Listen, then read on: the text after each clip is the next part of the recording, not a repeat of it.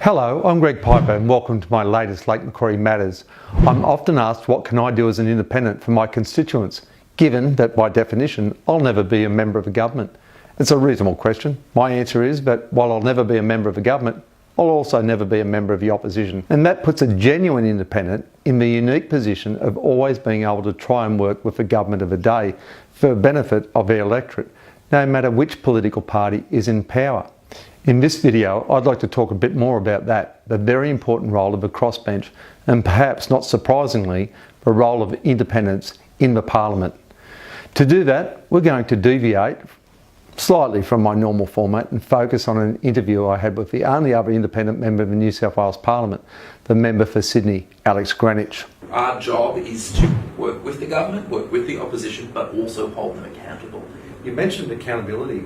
I have to say, we normally talk about the opposition holding the government to account, and that's true. But I feel that the crossbench, particularly the independents, if I can say that, we actually hold the opposition to account as well.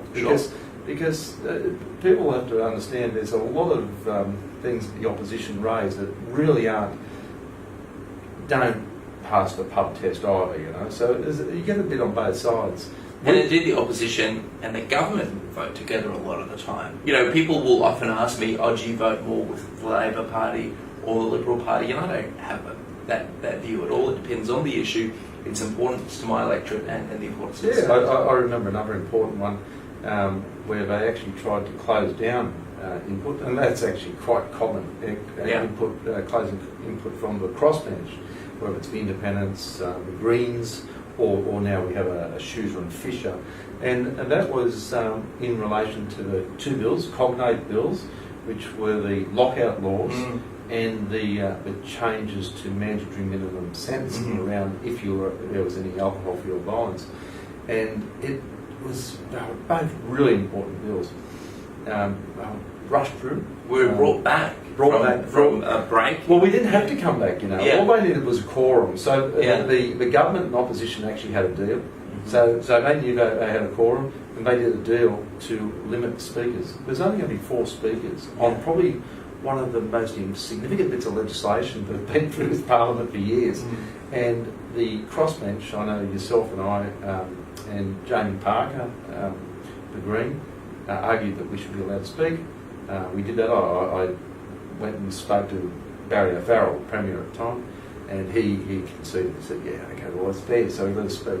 So I think we actually were the 3, the only 3 who dissented, for different reasons. Your issue was more about the impact on the night economy and things like that. My concern was more about the moving away, I guess, from the principles of separation of powers. More mandatory sentencing is not, in my view, a good thing. But that shows how it works. So the crossbench actually has a really important role. And well, people know on any given vote largely how the Labor Party will vote, how the coalition will vote.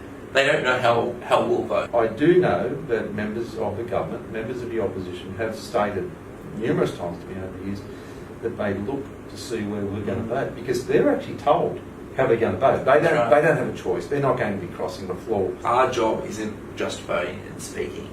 A lot of the stuff we do when we're in this building, there's lots of meetings, lots of building relationship with ministers, shadow ministers, and you've been really successful in being able to deliver infrastructure and government services in Lake Macquarie, which is done outside of legislation. That's done, when we go into bat for our community. It's about building relationships, a lot of it, Alex, but also having a good argument.